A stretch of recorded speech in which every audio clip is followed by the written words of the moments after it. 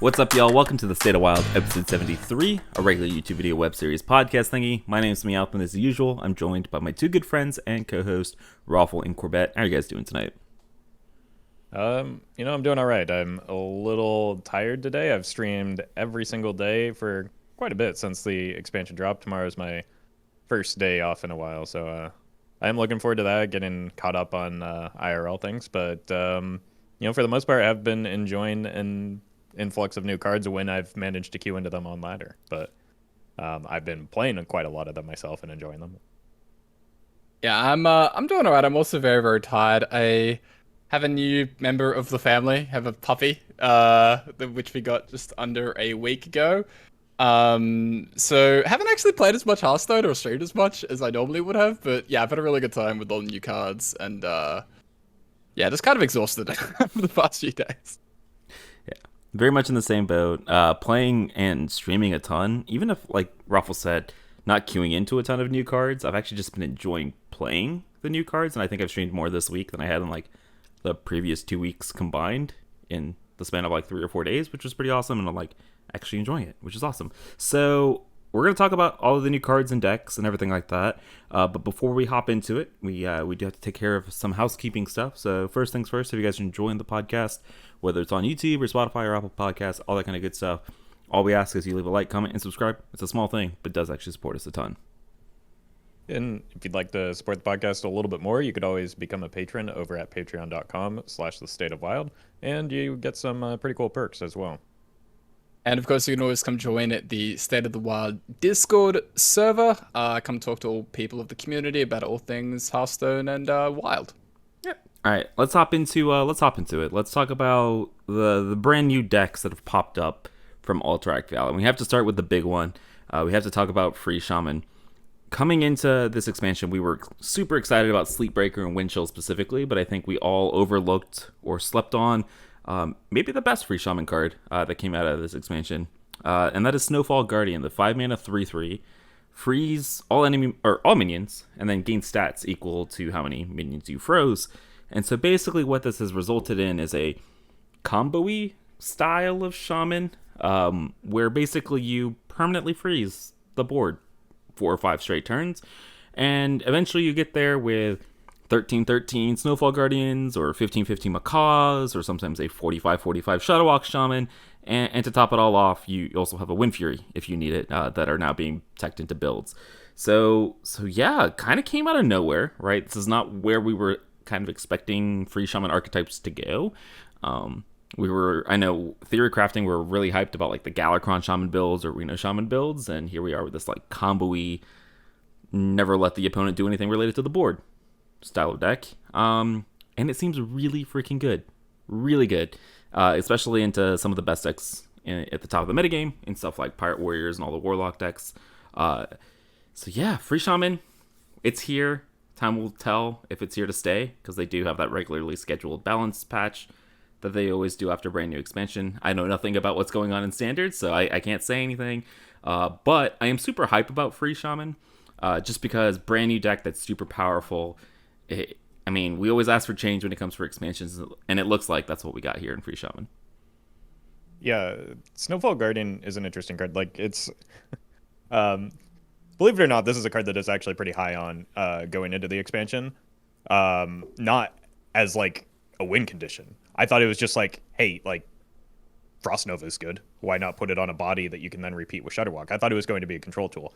I thought, and then what ended up happening is I saw a bunch of lists floating around that were cutting it, and I'm like, am I the idiot? And then it was like my 29th and 30th card, and I'm like, okay, I'll put in Baron Geddon and Shura Marabi as well. And that's where I landed on the list. I always thought that the Galakrond never really made sense in the list to me, because it just seemed like maybe too many layers and too many things that you were trying to do. You're running like at least 4 bad cards in order to use Invocation of Frost, basically, is what it seemed like. And I think that Windchill just seems better. So I was thinking of more just like you get the layers from Baron Geddon or Baron Glacier or whatever his name is. But yeah, I didn't think of the Snowfall Guardian as like this is your game closing card, especially like you mentioned Wind Fury. It's not just Wind Fury. Like there's Wind Furies and Teemo shenanigans going on because you can chain your Snowfall Guardians, you can use the Macaw like you talked about, and then like slap a Zentimo and Wind Fury on, and they're both bashing the opponent in the face twice. So it's like, yeah, that's not where I expected Free Shaman to be. I thought it was going to be a slow control deck that like kind of just grinds out the opponent and locks them out until they're dead. But yeah, it seems very good, especially into Pirate Warrior. The thing about Pirate Warrior is it does need to attack sometimes. And like the Juggernaut cannon shots aren't very good if you just have piles of stats on board either, because they're not hitting you in the face turn after turn. So that seems good. I would say that yeah, it's got the novelty effect going right now where it's interesting because it's new. I could very much see this, if it is as strong as it appears to be, being something that the community like turns their sights on down the line. Somebody in my Twitch chat, after I expressed frustration after not being able to attack for 3 straight turns, said, well, at least it's an interactive deck.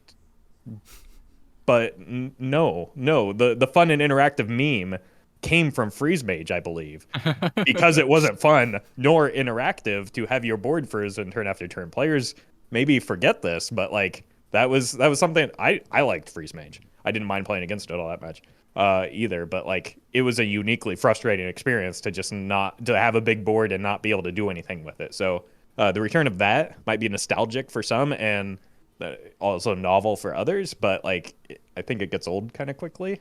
But that said, as somebody who's playing in the Diamond, or was playing in the Diamond 5 to 1 ban for quite a while and seeing a lot of Pirate Warriors, I mean, the lesser evil is maybe the deck that's beating Pirate Warrior right now for me because of the popularity and prevalence of Pirate Warrior. If we see those popularities flip, that might change.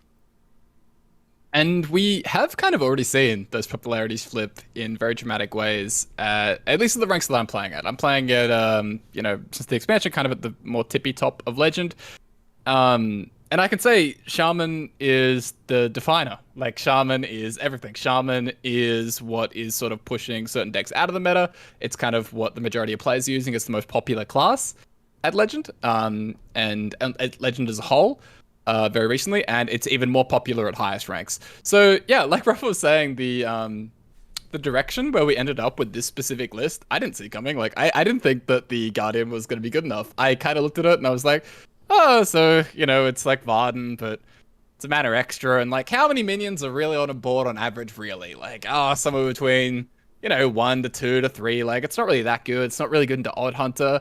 I don't know, it just didn't seem like it made a lot of sense to me. No, it turns out it's just absolutely busted. It is the best card in the deck, probably outside the Murloc Wombo combo, and it is all you need. Like Meowth said, Wind Fury is now becoming a very common inclusion. I'm at the point where I'm playing 2. A lot of other players are playing 2 copies of Wind Fury as well. It works really well with Zentimo for some insanity, and yeah, I felt very comfortable that I thought Shaman was going to have a tier 1 deck. I think that was the hot prediction I made before the expansion dropped.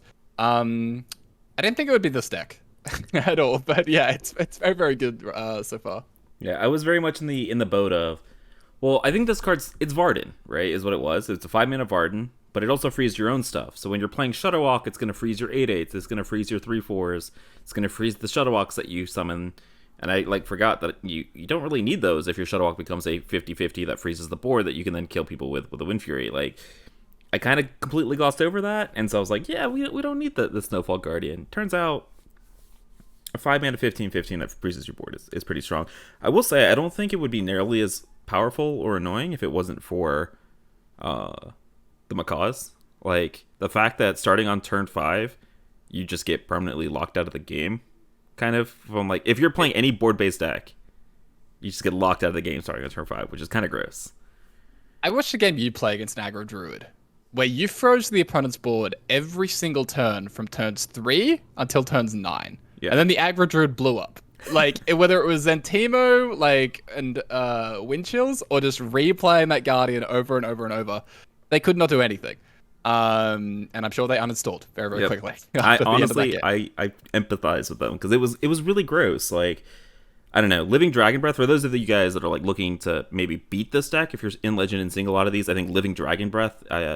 It's a 3 mana 3/4 elemental. Your minions can't be frozen, so their Windshield Guardian or Snowfall Guardian will get stats, but it won't freeze your minions. So then you get to still hit the face. I think Web Lords are a pretty strong inclusion that should be running a lot of aggro decks. Maybe not your Pirate Warriors because it turns off your entire deck, but if you're playing Paladin decks or you're playing, I don't even know Aggro what other Druid? aggro Druid, Yep. you probably should be running Web Lords just because, similar to Pirate Warrior, a lot of that deck relies on those really, really powerful battle cries. But, I mean, that being said, I am very much on the board of this is novel. This is a powerful deck. It is shaking up the meta, and that's what people always ask for. I don't think people understand that when they ask for a shake up at the top of the the power rankings, it usually comes with a deck that is also doing super degenerate stuff. And I think people are going to get really, really sick of this really, really quickly. And I'm excited to come back in a week and just catalog all the complaining from our Twitch chats about how much they hate this Shaman deck, because I'm sure it's going to start happening soon. Yeah, I mean, people just generally don't like losing. Decks that are good win a lot. That's why they're good. And so, like, as they start winning a lot too, they become more popular, and that also kind of frustrates the community as well because repetition comes there. But yeah, there are consequences to either new decks being introduced or old decks being nerfed. I mean, part of how we got to the Pirate Warrior Odd Hunter dominance is we lost Seedlock, which I think was a good thing for the format. But we had the Hydra issue where two more decks sprung up from the death of Seedlock. So that, like, yeah, there are always consequences to changes in the metagame that aren't just like, okay, new deck good now. It's it's more than that. Like, the consequences of the Seedlock ban aren't just that Pirate Warrior and Odd Hunter and Evenlock are the three best decks right now. It's that the everything below that has the consequences of those being the three decks. So it's like yeah, there's a larger picture than just the top deck or the top three decks even. Yep. All right, let's talk about how to maybe beat Free Shaman here, because it is, I think, going to very quickly become the new big bad of the format that people are going to see a lot and they're going to want to beat. So outside of maybe just like Living Dragon Breath or Web Lords, so Free Shaman preys on these board-based decks, specifically Pirate Warrior. That is super popular. I know, Roffle, you said you were queuing 25% Pirate Warrior this week, which is kind of gross, but it also preys on all the board-based Warlock decks. I'm assuming Reno decks don't really have a great time against this. And so I think if you're looking to beat it, you're looking for decks that play off-board, right? You're looking at decks like Odd Hunter, you're looking at Ignite Mage, because I don't know if APM does well because they have Dirty Rats, but maybe Ignite Mage, maybe, I know, shout out to Martian, we'll talk about this in a second here, but Martian's been playing a lot of Combo Druid without any actual minions, so we'll talk about that in a second. And then maybe even just stuff like Reno Priest coming back. I know I saw, I'm hesitant on this, but I have seen some people tweeting out about Reno Priest and just like Raza endoing them because they can't freeze your board because you don't really care about it, right? And you actually have a ton of removal install for the Snowfall Guardians, which is maybe a little bit intriguing. But basically, you're looking to play off board. I mean, you've played it the most, I'm assuming, Corbett, and you've probably played against it the most. What have you found are the best counters to the deck right now? Yeah, I mean, I think you're dead on when it comes to board is off limits. Like, we are not going to be able to punch the opponent in the face. You will get frozen and you will cry.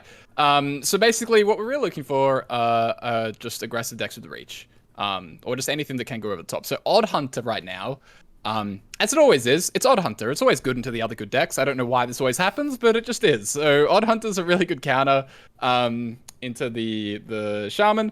I think if you're looking for something that isn't just Odd Hunter, which is kind of the clear, obvious one right now, something like Even Hunter is something that I've been playing, which has been pretty successful for me.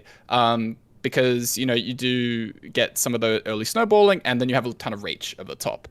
There isn't actually that much healing in the Shaman deck. They have the vendors, but that's kind of it right now. And it can be pretty disruptive. So Even Hunter's a good option. I really don't think Ignite Mage or APM Mage are really strong counters. I think APM Mage probably. I don't know if it outright loses that matchup. I would say it's unfavored. I would say it's unfavored into Shaman just because of the amount of disruption that we're seeing. We're seeing, so many rats and cult neophytes and Lothabs and yada, yada, yada. And that can make things very, very difficult for the mage decks. But yeah, that's the general direction that you want to be heading in. I think Reno Priest is a really interesting call out. I do worry about, Lothab and the ability to keep replaying Lothab. And it's kind of just what makes the Shaman deck so strong, right? Is that it's very, very good into board-based decks. But the ability to play Cult Neophyte, Lothab, and then keep rechaining those effects over and over makes it very, very good against anything that's too spell dependent. So, I mean, right now, like I'm saying, it really does seem like Odd Hunter is sort of the best option. But hey, maybe we could even see something like the return of Secret Mage, which can have some early game pressure, be disruptive, and then fireball people to death or Cloud Prince people when you kind of don't have the ability to push damage with your minions. So I think that's kind of what we're seeing right now. It's pretty interesting to see exactly where the meta leads with Shaman as one of the new top dogs. Yeah, two things I wanted to highlight that Corb pointed out that when Meowth was bringing this up, it came to mind. Like, I think that Reno Mage is a little, or Reno Priest rather, is a little ambitious considering the capacity to like Lothab getting online before Anduin could be a problem because especially as Corb said, chaining Lothab is going to make it hard for them to combo. And by the time they get Anduin down, you're probably getting the free shaman's probably getting Shadowwalk down, which is going to repeat those Lothab effects and make it a little bit difficult. The deck does have a lot of draw with the Zentima wind chills and all that nonsense now. So it's while it's developing a board, it's kind of churning through its deck about as quickly as Reno Priest is. So I don't know how reliable that is, especially as the decks become more refined. Similarly, when you mentioned strong early game start with reach over the top, Secret Mage was where my mind went. The potential problem I see with that is kind of like what happened with Dark Glare. Secret Mage kind of gets caught in the collateral damage of the tech cards for Freeze Shaman, so it struggles against a Web Lord, just because like a lot of its important minions are battle cries.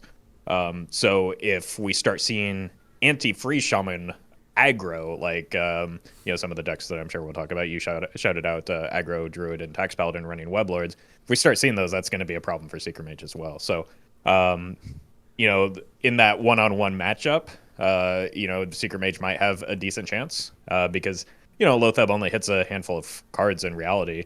In that Neophyte maybe slows you down a turn.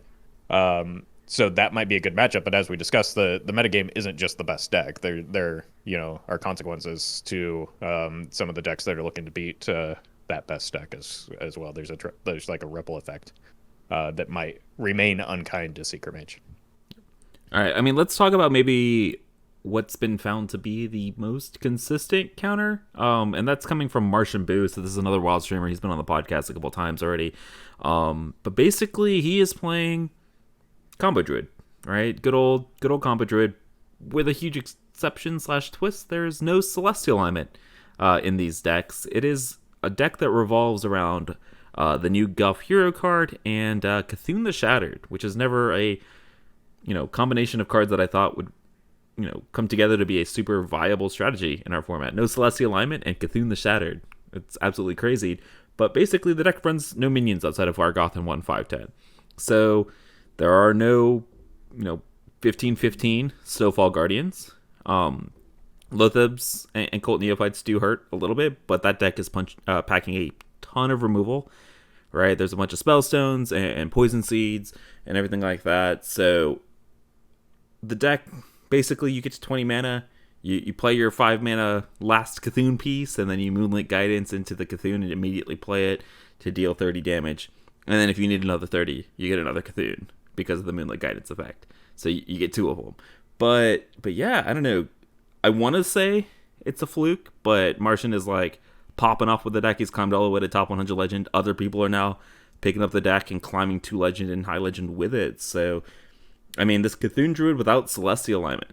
I guess I should specify Mecha'Thun the Shattered Druid without Celestial alignment. I mean, how are we feeling about this deck? I haven't played it yet, but I'm a little skeptical. How do we... how do we feel about just like playing alignment Druid in that? Like, yeah, Lotheb is a pain, but like, is there any reason other than Lotheb and Cult Neophytes not to just run alignment Druid? I'm legitimately asking. I don't know. Like, it's good to see people experimenting and like actually trying to counter good decks that crop up. And you know, I'm personally excited to play the Cthulhu Druid because like one of the frustrating things about playing Cthulhu Druid most of the time is like you don't ever find the Cthulhu, but the Moonlit Guidance and 20 mana is kind of a cute way to you know, avoid that or contest that. So I'm curious to try it, but I don't know. I haven't run into the deck myself, so I don't know that it's the real deal. Martian's pretty 5-head, so it could just be him, you know, taking the deck into good matchups and piloting it really well. So I don't know. Yeah, the nice thing about this list is that it's not ratable, basically. So like you can't actually rat any of the combat pieces because you don't get your Cthulhu until the very end of the game. So that's kind of a big benefit to something like this. You also open up a ton of deck slots, card slots basically. So you kind of you have the ability to run like double seeds, which, you know, can be a struggle to fit into a normal alignment Druid. I think this is a very interesting list. I played against him a few times on it, and I've actually been pretty impressed. That might have been because he keeps Vargothing me on turn 3 and 4, which is always quite good. But apart from that, like it's starting to pop up on things like HS Replay. It's still like very low sample, but it does look pretty decent right now.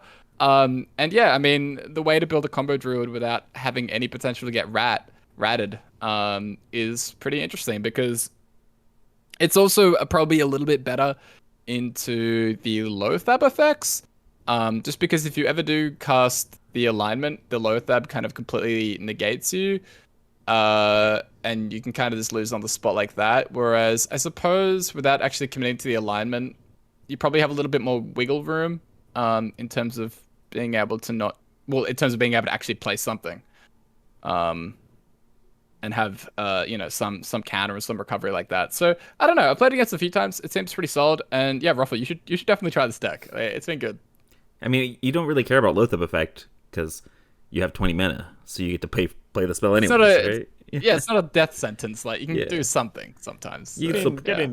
Getting to 20 mana does take time. This isn't something that just happens immediately when you play the Guff.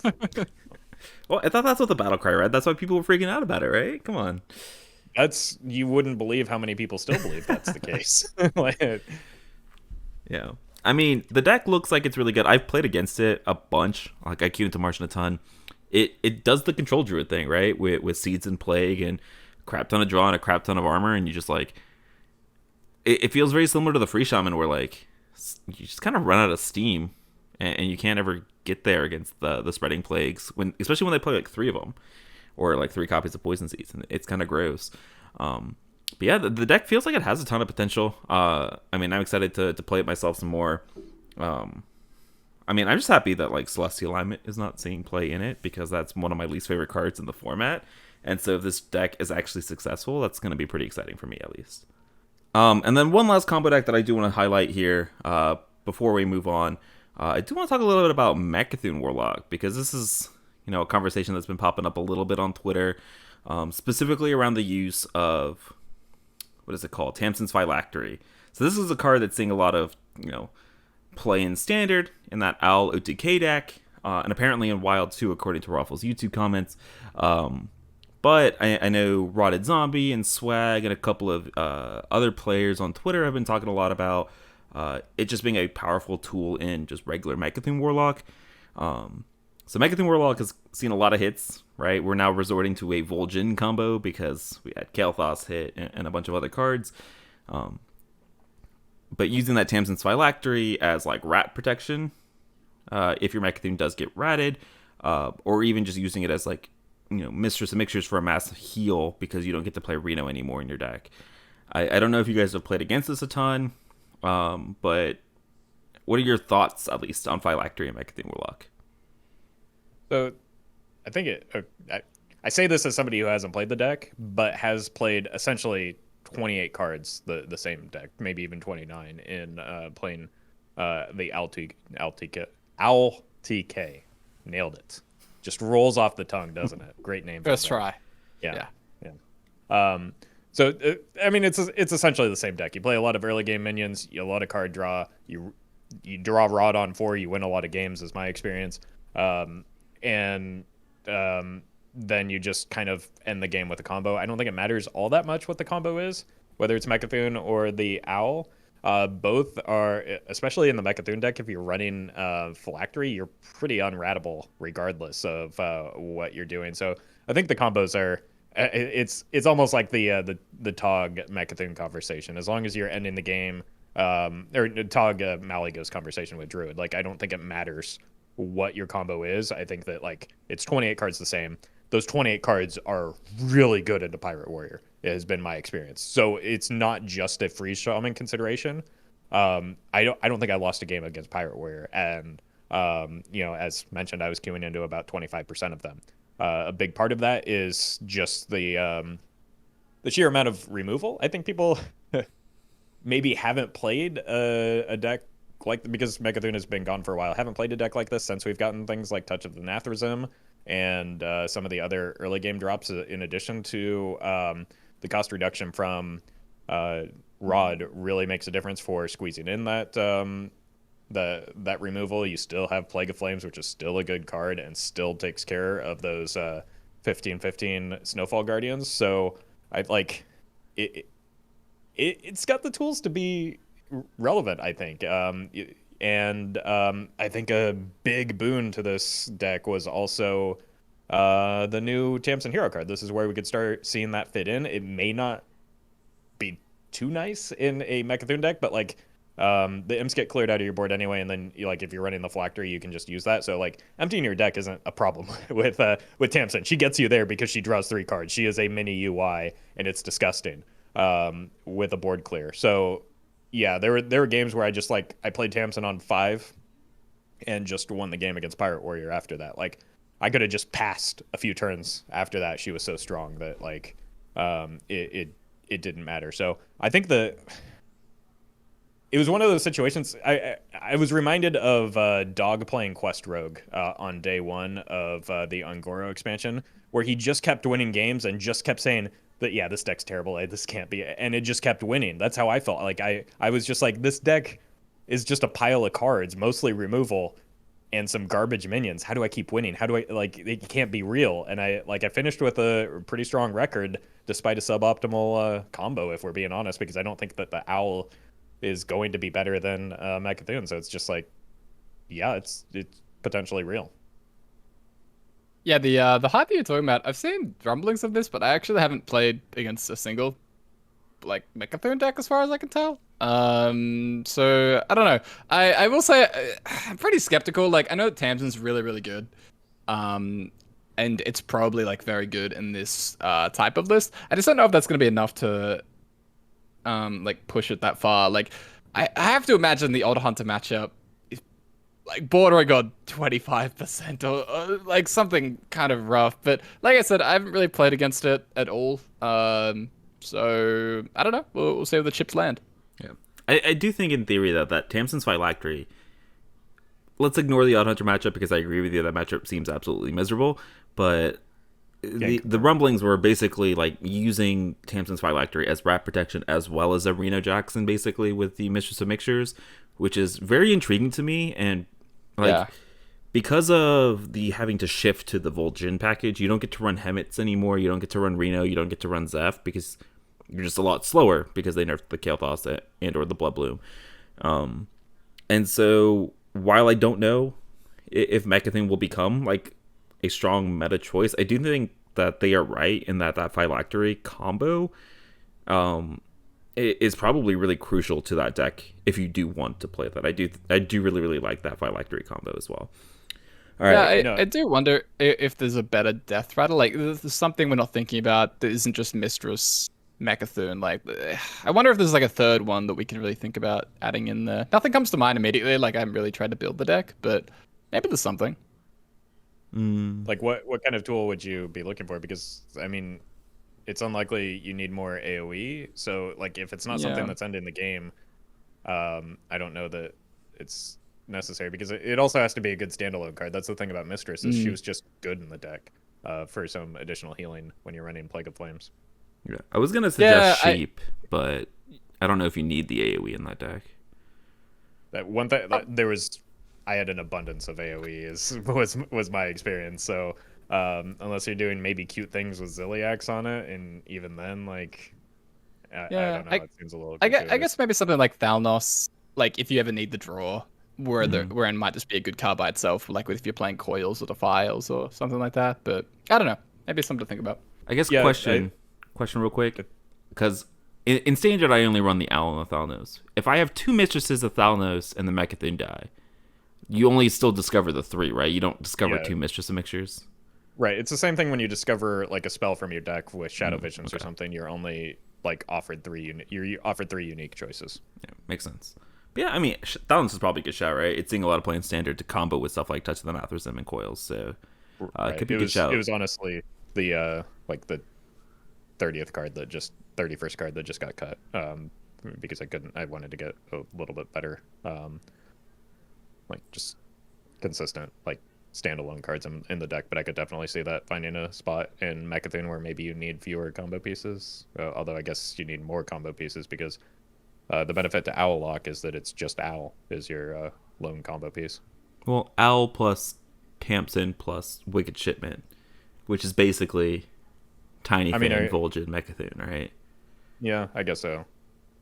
But I mean, like, I don't even know I what mean, Mecha'Thun if lists you're- look like, to be completely honest with you. I think you probably just run the Wicked Shipment in Mecha'Thun anyway, because if you're running the phylactery, like that's your source of heal. The tradable makes it pretty valuable. So like, why run Tiny Fin when if you're reducing the cost of Wicked Shipment anyway, it's just better. Yeah, good point. Good point.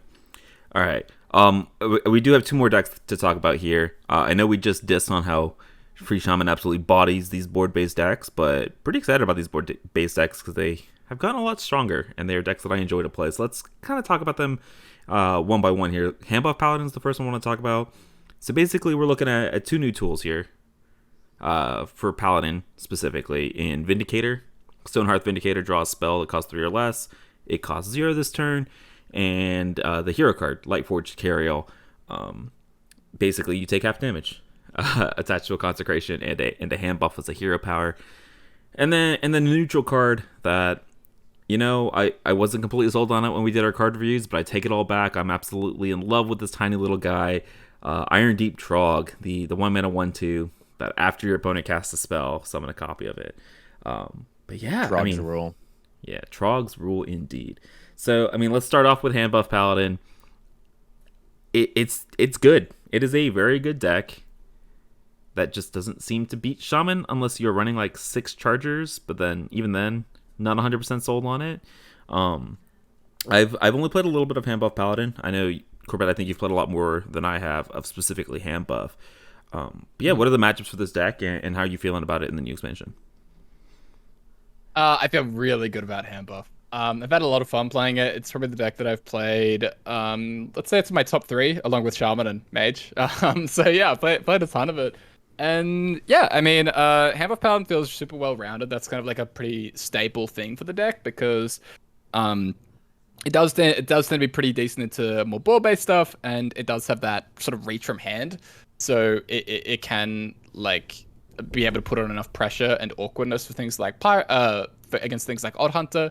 Has a good amount of healing, and the Carriel just sort of shores up some of those off-board matchups that it might have been an issue previously. Like I played against Mizaki Mage, funnily enough, a couple times, and I played the Carriel, and some funny things happened where they just kind of pointed at my face with these insane, 50 damage combo, and it's like, not even close. Still live with 10. But yeah, I've really liked it. I'm playing, among the new cards like Trog, Vindicator with the Noble Mount. Feels really, really good. Odd Hunter doesn't like Trog on turn 1 much, and I've just had a really good time with it so far. So yeah, very impressed with Handbuff Paladin. I think it's one of the strongest decks of the format. Actually, I think it's currently it would be contending in that tier 1 kind of range. I think it's really, really good. Yeah, really? it's actually one of the decks that I played the most of it as well, just because it got a lot of new cool stuff. The Vindicator's a lot of fun. Like there are no bad hits for her in the deck because all of your spells are premium quality. Like, you can draw some extra cards with Crystology. You can get some immediate board buffs. You can get some hand buffs in addition. Like, it's a really fun card. Before the Snowfall Guardian thing, it wasn't even that bad into Shaman because you didn't have as much of a clock, and you weren't getting your board frozen turn after turn. That certainly changes things, and you are a little bit more reliant on the chargers. But the thing about Cariel is that like as damage scales, which is what like Snowfall Guardian does and what Mizaki Mage does, even Ignite Mage does, her viability dramatically increases because like the more damage equals more reduced damage as well. So she can buy you a lot of time, and in addition to the healing that you have in the deck, like you can bridge to Cariel and then recover after you've reduced a lot of damage as well. So yeah, she's been a lot of fun in that deck. I think I mentioned Tamsin. The two roams are maybe some of the most fun new hero cards that I've played, this expansion so far, at least the most viable. Yeah, that means the Cariel or the Papa Rome hero card that comes out in the mini set's going to be absolutely busted, right? To make up for this really crappy legendary. No, feels bad because the Rome, the early iterations, like the first iteration of the Romes, were also very good. So no. That sucks. Absolutely sucks. I mean, I guess I will have to apologize for my lack of belief in the Trog initially. I have had multiple turn 1 concedes from Odd Hunters from these Trogs, and it is absolutely glorious. But even like against decks that are not the Odd Hunter, right? So against all the Shaman decks and the combo mages, a Trog on like turn 2 or turn 3 in combination with a Noble Mount or a Hand of a Doll is absolutely gross for these decks to deal with, and it slows them down such a significant amount, right? Like, you go turn 2, Outfitter plus Trog against an APM Mage, and it's pretty brutal, and it buys you a couple of turns, which is a lot in our economy when it comes to Wild. That's the thing it does, though. Like, it doesn't even have to auto win like immediately to be a very good card. It can just slow them down a turn or two, and that has done it. That's a turn 1 or 2 Lotheb. Is that not good? You're making your opponent pass, especially as a quest deck, some of their most important turns. I had somebody I was playing Quest Rogue today because why not? And I had somebody play a turn 1 Trog, and I'm just like, well, that's just like 6 free damage for them. Like, I'm not removing that. I don't get to play Hearthstone until turn 3 when I can actually figure out a way to remove that. And yeah, it's gross. Like, I think it's good for the format if we want it to be slower, and that's kind of what it's doing. I will say, we have mentioned this a couple times. The Pirate Warrior population has dramatically dropped off in Legend, and so my reservations about Trog were specifically a matchup like that, and I haven't at least experienced that myself, so I can't tell you how bad the Trogs I played are. a Trog on 1 against Pirate Warrior. It just ruined their day. They also threw a coin in for some reason, and they gave me 3 Trogs on turn 1, and it was a really bad idea. I think that I had Trogs on the board until about turn 4 or 5 because they kept value trading and dodging cannon shots until they just ate cannon shots that were critical for the opponent, and I was in a spot where I was winning. So even in that matchup, it does something. It's basically like you're coining double 1-drop just for you're getting 2 cards for 1. Yeah, I mean, I'm coming back to say I'm sorry, and I love the Trog. You should be. I apologize, and I'm surprised to hear you say tier 1 though. You think it's in that same conversation as Odd Hunter and Free Shaman, and I mean, I will be real with you. At Legend, I'm gonna give you a hot take. I don't think Pirate Warrior's tier 1 in Legend. I think it's pretty crap right now in Legend. That's my hot take. But do you think it's in that tier 1 with Free Shaman and Odd Hunter in terms of power level? Yeah, I think it's in that kind of range. I think it's really, really good. Really? 100%. Yeah. Yeah, no. Yeah, I think Handbuff Pound's really good. I think it's even less likely to trickle down than free Shaman. Like, I don't think this is going to become very popular. Dude, Handbuff Paladin was like tier 0, and we couldn't get it above like 5% play rate last time. So I don't think it's going to be happening anytime soon. But I think Carriel is close to the best, is probably just the best card in the deck. I think it got enough other good stuff. I think, like, as well, like, Handbuff Paladin has sort of ways to navigate the format where it has, like, a couple of tech options where, depending on where things eventually land, where something like Righteous Defense can be very, very, very good against Shaman because they make a big stuff, like, Guardian, and then you just steal all the buffs, and, you know, you can do that. So that works out really well, but you don't really have to be playing that kind of stuff right now. Because I don't think defense is amazing with the Vindicator. I think it makes things a little bit awkward when you get that as your option. But yeah, I really, really like Handbuff Paladin. I think it's great. It's super strong. So let's actually transition that into maybe the next Paladin deck that I think is actually pretty damn good right now. And talking specifically about Tax Paladin, utilizing a lot of the same cards here with Vindicator, the new Carriel, Iron Deep Trog. I'm actually running a one of the bridge, one of the objective cards that's been surprisingly good for me. We can maybe come back to revisit these objective cards a little bit later, but yeah, Tax Paladin kind of utilizing that same core of new cards, but using stuff like Call to Arms and Drekthar with Watch Post, Web Lords, Knife Jugglers, just annoying minions. I'm actually not running the secret package because it doesn't work super well with Vindicator itself. But yeah, I mean, Tax Paladin popped off for me. I don't want to say it's in that tier 1 range. I'm not that hype about it, but I think this is also a lesson for me personally when it came to Carriel, because Carriel, I was like, she's a really, really good card. I just don't know if like the existing Paladin decks and Handbuff Paladin, Tax Paladin want her. Turns out that, you know, you probably just run the busted cards and make room for them because they're really good. And this is just another example of it doing that. I will say, like, the Tax Paladin, the reason I'm hype on this is because we were talking about earlier, like, Web Lords really screwing with the Shaman early game and kind of their stall and game plan.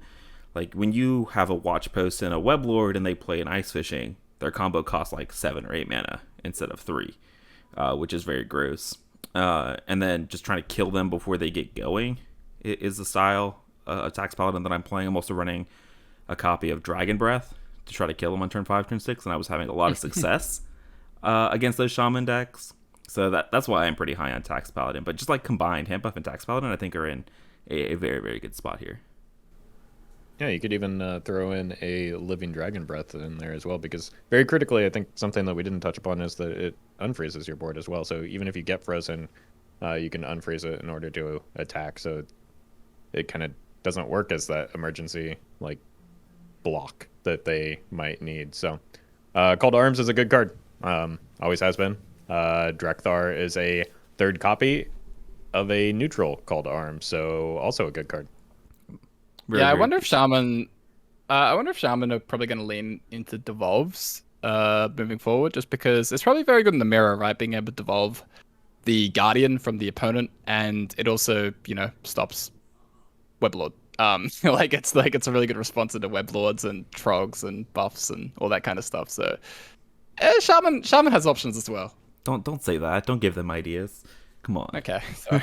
Yeah. All right.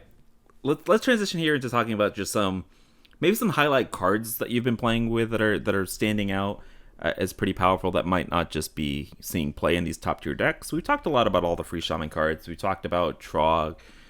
We've obviously talked a little bit here about Vindicator and Carriel. I know Roffle's been hyping up Tamsin. But yeah, are there any other cards that you guys have played with that have actually been popping off super hard? Like, even if they're not in those top tier decks, that they're doing what you want them to do and they're doing it really well. Well, I mean, Siphon Mana, Meowth. I mean, it's hard not to. Yes. It's hard not to talk about the APM Mage of it all. Yeah, I mean, Siphon Mana in APM Mage. Palm Reading, good card. I mean, APM Mage is in a really weird spot, actually, where it's getting so much attention and hate right now in the format. It's the, you know, for me personally, like in the games that I've been playing, Mage has been basically just as popular as Shaman, where I played like 25% Mage and 27% Shaman. So there's a lot of it going on at higher ranks, but I just don't think it's very good. Like, I just think that with the way things like Shaman are built right now, with like double cults and the Macaws and the Lothabs and the Rats, I think the matchup's pretty unfavorable, and I think that there's like a lot of spell tech running around right now, and I think as for as nasty and disgusting as APM Mage is, and as fun as it is to play, I just don't think it's in a position right now where it's very strong, because it is getting so much attention, as it is. We'll see where it lands, but it's just one of those things where like some decks are just much easier to counter than others, right? We're talking about like Shaman and sort of looking at options that players can be using, but Shaman's super well rounded. APM Mage is not. APM Mage is like, if you want to push it over and kind of put it in the mud, you definitely can. It's not very difficult. Yeah. Any cards from you, Roffle?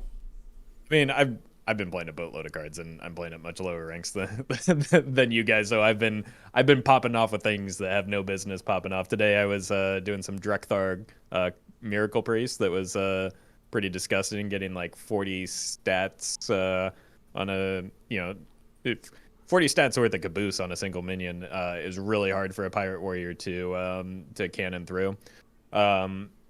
So in that deck, the Gift of the Naru and Devour have been very good for it, because like what the deck used to struggle with is wide board states in particular, and that just like gives you an answer to that while progressing you towards your game plan. I definitely underrated this card. Otters was hanging out watching. He saw some of my high rolls and was a little bit more convinced than me that the deck was legitimate. There might be a build in there that isn't the one I was playing.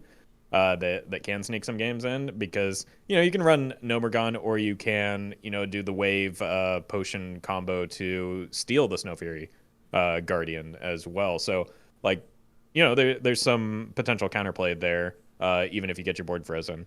One of my favorite things that I've done though is actually Miracle Warrior with Glory Chaser and To the Front, in addition to some hand buff shenanigans, and like that just leads to some nutty, like I was playing old school Auctioneer Rogue in Warrior on like turn 4.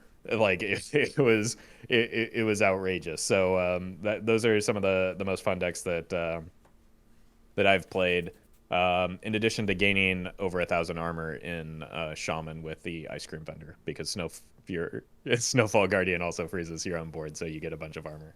I took one to the turn limit this week. Hostage Shaman over here? No. That's gross. Oh no. Jesus. Oh no. Yeah, I just refused to attack my opponent and accumulated as much armor as possible. That's gross. That's gross. Ew. I will say, Line Cracker. Yeah, Line Cracker with Novas. Ew. Line Cracker Shaman. Yeah, no, thank you. My most fun card has probably just been like Korak, and I had the dream of I went like turn 3 Korak off of the sketchy information into turn 4 full board with Umbra. And even though I lost that game because it was against an Odd Hunter and I was dead the next turn, I lived the dream, and it was really, really cool. I will say Korak has like the best diamond animation of any diamond card that they've ever done so far. Like, you guys just take a look at it. It's so good.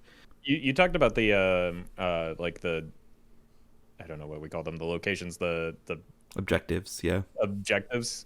Shout out to Dane. He's been doing a lot of nutty things with his usual big rogue shenanigans, and the doubling the battle cry can get you along with sketchy information, can get you online pretty quickly with that deck. He's been posting some silly screenshots and ridiculous highlights of that deck. So that's one I'm curious to try. It's got some decent defense. It's just another one of those rogue high rolls like dragons, like the Edwin. It's maybe not super competitive, but it's pretty fun. So yeah, I mean, basically, we've only been playing for 3 or 4 days. We totally might have missed something. But that's just kind of what we've been playing with this week. And I do want to wrap up the episode this week, just kind of taking a little bit of a step back and maybe just looking big picture. I know it is a little bit early, like I just mentioned, but just kind of talking about where decks might start fitting into this piece of the puzzle that is the metagame. And so, like I was mentioning, at High Legend, or just like in Legend in general, prior to the expansion, we were always talking about Odd Hunter Pirate Warriors like the top dogs, right? And then it feels like, at least personally, Pirate Warrior is just very drastically fallen off. right? Just because of the really, really poor matchup into the free Shaman deck. And also, like we were talking about, Handbuff Paladin being really, really strong. And it feels like Handbuff Paladin is really, really strong into this warrior deck. So kind of just in general, what are y'all's thoughts about like the early front runners, the decks that you need to be keeping an eye on, or thinking about when you guys are deck building? Like, is it still Odd Hunter and now free Shaman taking the place of that Pirate Warrior, or is there another deck that we should be talking about? I mean, we talked about this, but my view is a little bit skewed because the prevalence of decks at the rank band that I'm typically at in the diamond range has a much higher popularity of warrior because it's still early. Things in standard even take some time to trickle down the ladder, but in wild, especially for whatever reason, it moves slower, and people like playing a single deck. That's some of the draw for some people for the format, so it's understandable that it takes them longer to move off of something like a pirate warrior. But I mean, it's not just me. We checked the VS stats, which shockingly my personal stats lined up almost exactly with the population stats on the Vicious Syndicate for this week. And it is a quarter warrior, which I mean that like if you're playing at that rank band, which could include if you're in low legend as well. Mm-hmm. Pirate warrior needs to be a deck that you consider. I don't think that you can just shift your focus to Shaman just yet. Now, what might happen in those rank bands is even if people don't shift, even if those pirate warrior players don't shift to Shaman, if players start shifting to Shaman, they're going to start punishing the pirate warrior, which may decrease its popularity. People don't like playing the same deck if it's not winning. But at the same time, I don't know, kind of like Handbuff Paladin. You talked about the flexibility of it. It feels like the way that Pirate Warrior is right now, it kind of just has the juice and the flexibility. It effectively has two stages of a game plan. And those two stages are very different. It can rush you down and then close with the Juggernaut to where it doesn't feel like it's out of any game until it's over. And so I wouldn't necessarily... I'm not counting Pirate Warrior out, even if we do see an uptick in Free Shaman. A deck to look out for, though, is maybe Odd Hunter, because it has good matchups into both of those. And so that's of maybe concern and note. So that's a deck that you have to keep in the back of your mind, but it's very hard to play a deck that's good into Odd Hunter and Free Shaman and Pirate Warrior. It's almost as if the Free Shaman is just kind of taking the place of the even lock decks, like because it pushes them out because it doesn't let them attack. Like it doesn't matter how many 8/8s are on the board if they can't attack. So we've still got a bit of a triad unless Handbuff Paladin is in fact the real deal. So I don't know that much has necessarily changed. You've just kind of like even lock is just kind of tagged out and brought in the Free Shaman, and I think that maybe they have similar matchups into those other two decks, right? Like it beats Pirate Warrior, loses to Odd Hunter miserably. So same but different. I think that's a beautiful way to put it. I think that you completely nailed it in terms of just comparing those two matchups, because I mean, you think back to everything that we said throughout the podcast when talking about Free Shaman. We're talking about these early game decks with reach and that kind of weakness, and talk about things like Even Hunter and Odd Hunter, and those are exactly the types of things that even Warlock was struggling against. It is kind of funny that it is early days. Everyone's rushing to post the front page of HS Replay wild win rates and be like, "Oh, Pirate Warrior, Odd Hunter still broken." But we are obviously seeing a bit of a shift. It's going to be different. It's not going to be a completely revamping of the entire format. But this is wild. It's never going to be like that, or very rarely. And so yeah, we are going to see some changes. The interesting thing to me is, I suppose, just how well a deck like Shaman is doing into a very established field. Like Shaman is new. It's been around for 4 or 5 days, and it's already really, really good. And the play bases seem to have picked it up and sort of refined it, it feels like, relatively quickly. Especially against things like Pirate Warrior and Odd Hunter, which were already sort of figured out. And so it has been quite quick. to sort of change. Moving forward, like I think Pirate Warrior is still gonna be really good. You know, I think that deck's still gonna be the nuts. I don't think things are gonna be changing too much. Just the Warlock population decreasing is noteworthy because this is probably the weakest we've seen Warlock, at least, you know, out of the gate, since ever. I don't remember a time where Warlock has been in a weaker position. And it's not like Warlock is pathetic. It's not like it's terrible. It's just kind of average, which is like super weird. It's weak for Warlock when it's average. I will say, I know we're talking about like Free Shaman bullying the Even Warlocks, but I've actually been a really big fan of Even Warlock towards the end of United in Stormwind because for me it beat up on those Pirate Warriors, and with a very like with the build that I was running, I had like a 75% win rate into Odd Hunter. It's literally like, I'm going to drop 2 giants, I'm going to hope you don't have a Hunter's Mark, and then I'm going to kill you, sort of thing, before you can kill me. You know, shout outs to Roffle, who has been piloting this this strategy of Even Lock for a very long time. But I wonder if you like take out a couple of those cards and just like, I wonder how much the additions of stuff like Web Lords actually help those Even Lock matchups. I know Wind Chills exist, and those suck against giants, but like Cult Neophytes and Weblords, does that help maybe enough against the Shaman to give it a respectable matchup there, where then you can utilize its really, really strong matchups into the Hunter and the Warrior?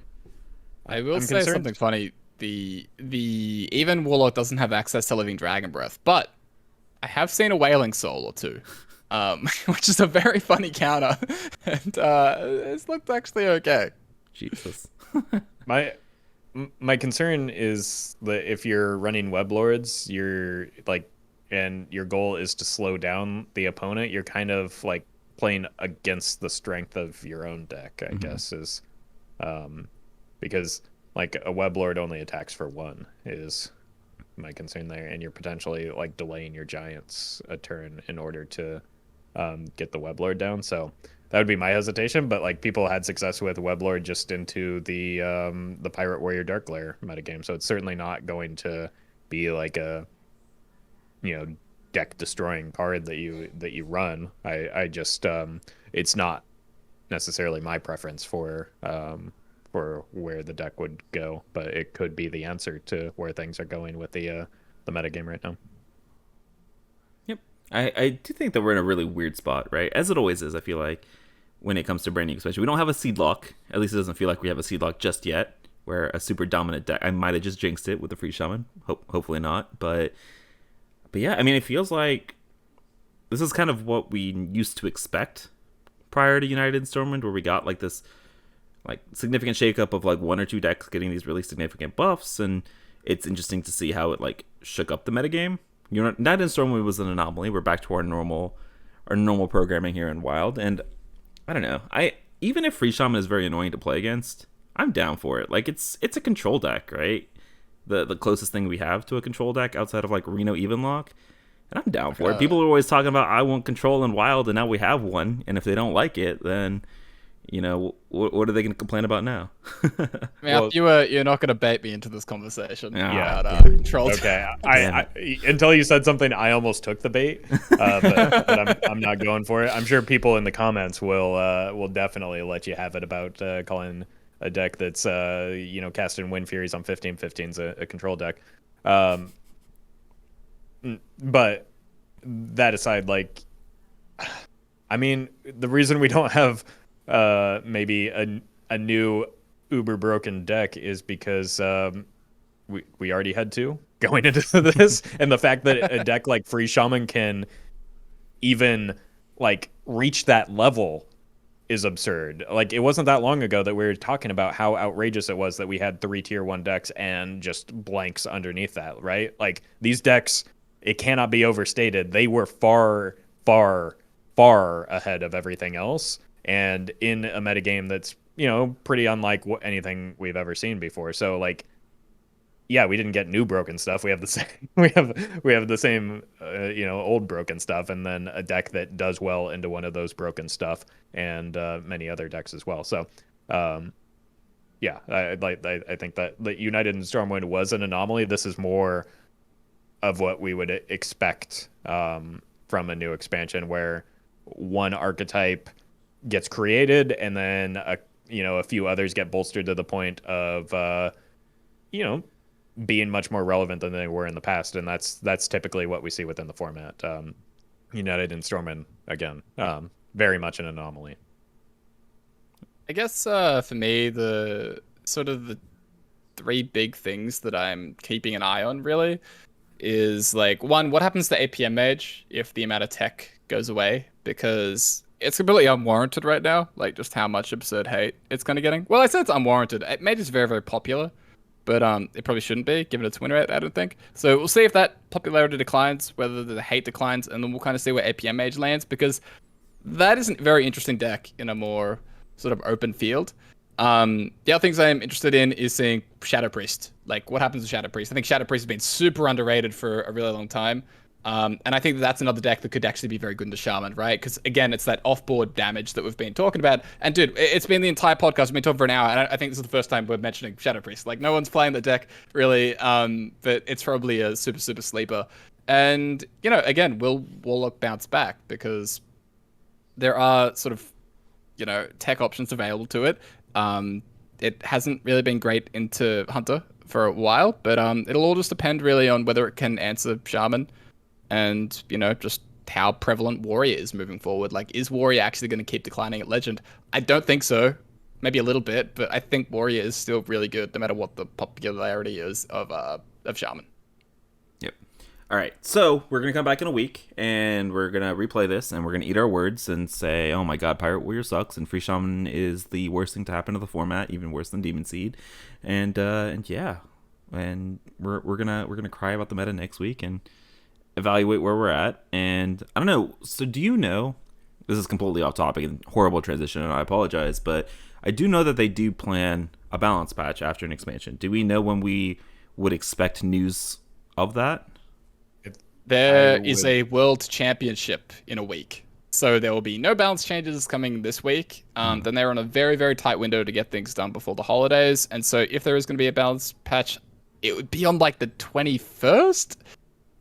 That's like cutting things really tight. I think it would. So as bad as things could possibly get, I think it would be a really bad idea to do a balance patch going into the holiday week, which would be the 21st.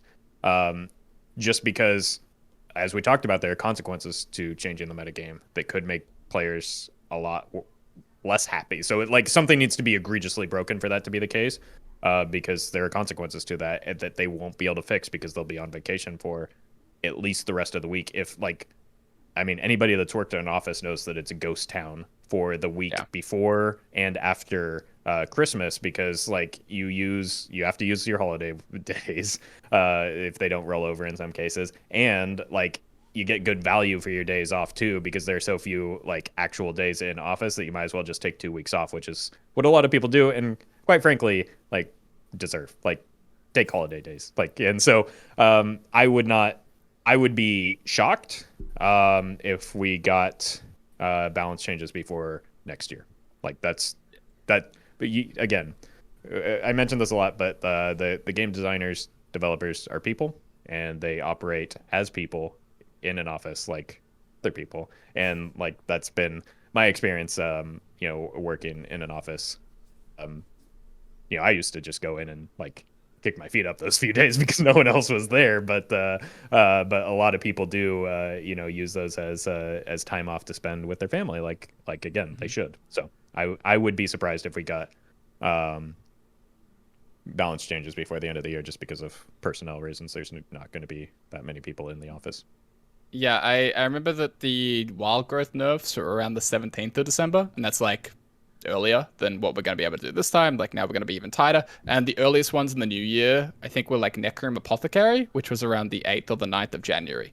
So I don't think there's ever been a nerf that's been in that first week of Jan, and never been anything that's close to Christmas. So I wouldn't another thing to consider is that deploying a patch isn't just flipping a switch. They have to. There's pre-work involved in that. There's a lot of effort involved in the days leading up to it, as well as the days following it to check to make sure everything just goes through from a technical standpoint. So it's not just make change to card. There's, we've talked about in the past about localization being an issue, so they may not even be able to change anything other than numbers. So again, I wouldn't expect a noticeable balance change until after the holiday, with the exception being maybe raising some mana costs if need be. But that would again be a surprise going into the World Championship and then following that with the holidays.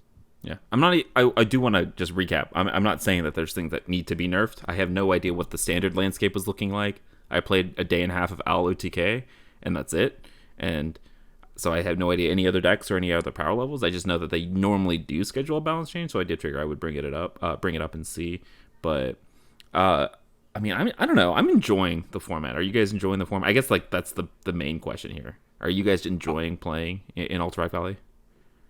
I'm enjoying the format when I'm not queuing into Odd Hunter and Pirate Warrior, just because, like, I know it's selfish. I know not everybody bought the new expansion, bought a lot of packs, but like, I want to see new cards. Like, I'm playing new cards. I want to see how they go, and I want to see other people's new cards so that I can like see cool things and want to steal someone's deck, to be honest. Like, and like I was pretty burnt out on Pirate Warrior in particular, and to a lesser extent Odd Hunter going into the expansion. So like seeing that at 25% still just is, it feels bad. And like at that rank band, I can only see it increasing if unless Shaman starts coming back, because there are some people that like moved off of Pirate Warrior to test new cards, but when it's climb time, they're gonna swap back to it and just jam what appears to be the best deck right now. So yeah, like I am enjoying the new cards. I'm enjoying when I get to play the new cards, but I don't feel like I get to play the new cards when I play against Odd Hunter and Pirate Warrior. Yeah.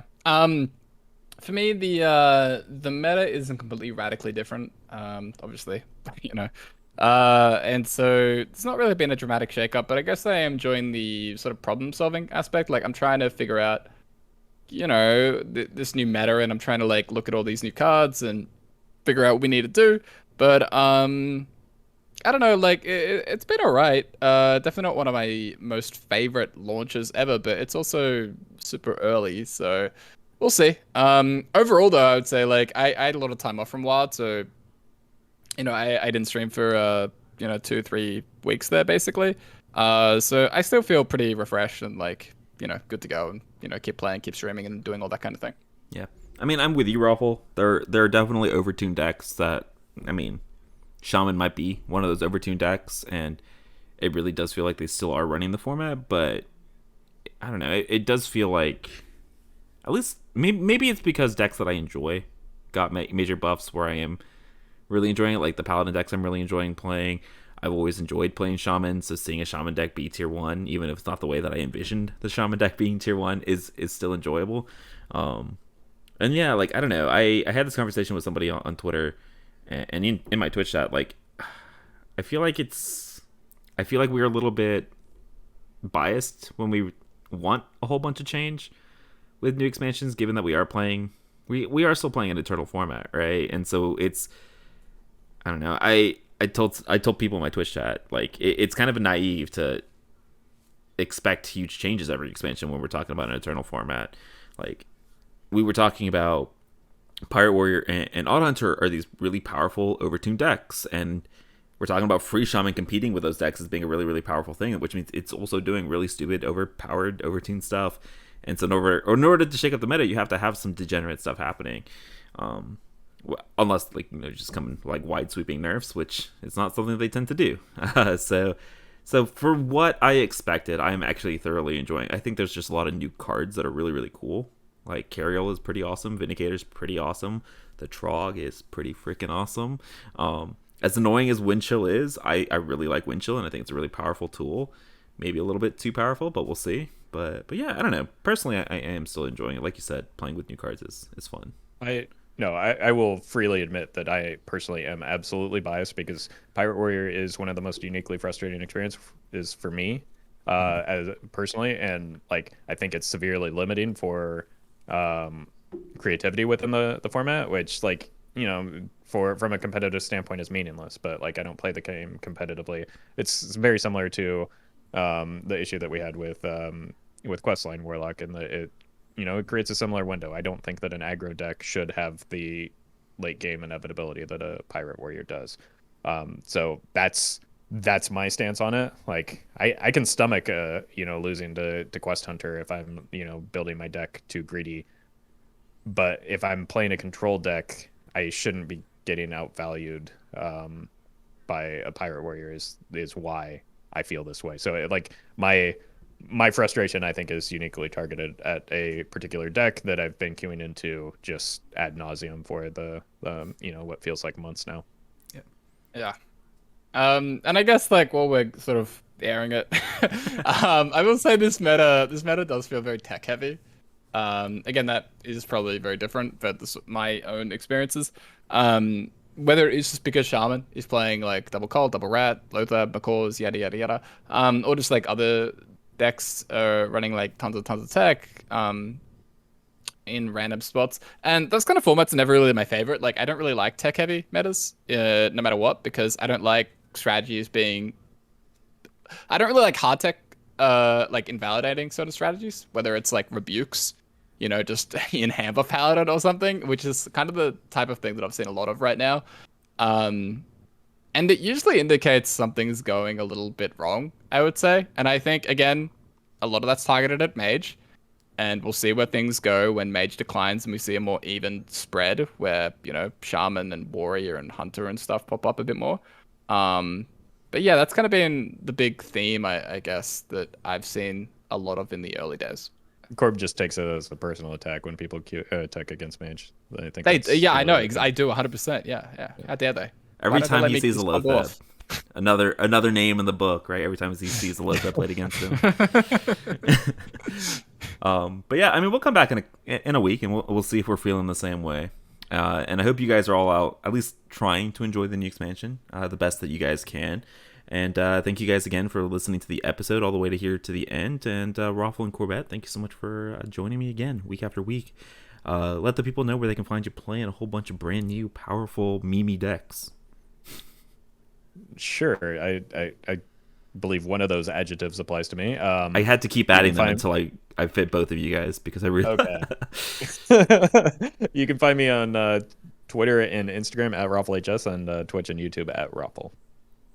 And you can find me at Corbettgames on all those platforms, playing non-Mimi, powerful, kind of new decks. But yeah, thanks guys for listening and watching. Yeah. You guys can find me at Get Me Up, Twitch, Twitter, YouTube, all that kind of good stuff. Again, hope you guys are enjoying the expansion, and thank you guys again for listening all the way to the end, and we'll see you guys again next week. Later.